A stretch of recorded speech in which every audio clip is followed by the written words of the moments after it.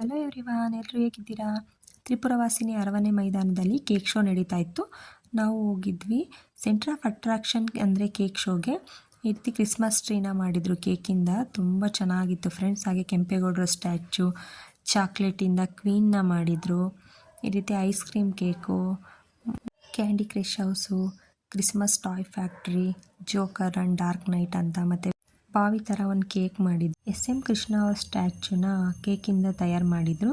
ತಾಟ ಮತ್ತು ಅವ್ರ ಕಂಪ್ನಿ ಹೆಸರುಗಳನ್ನೆಲ್ಲ ಹಾಕಿ ಒಂದು ಈ ರೀತಿ ಕೇಕ್ನ ಮ್ಯಾನುಫ್ಯಾಕ್ಚರ್ ಮಾಡಿದ್ರು. ಪರ್ಸ್ಗಳು, ಕ್ಯಾಂಡಲ್ಗಳು, ಬ್ಯೂಟಿ ಪ್ರಾಡಕ್ಟ್ಸು, ವೆರೈಟೀಸ್ ಆಫ್ ಸ್ಟಾಲ್ಗಳನ್ನ ಹಾಕಿದ್ರು.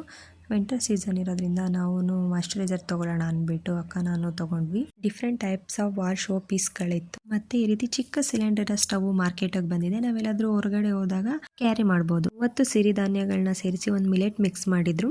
ಅದನ್ನು ಟೇಸ್ಟ್ ನೋಡಿದ್ವಿ, ತುಂಬ ಚೆನ್ನಾಗಿತ್ತು. ನೀವು ಇಷ್ಟ ಆದರೆ like, share, comment and subscribe. By friends.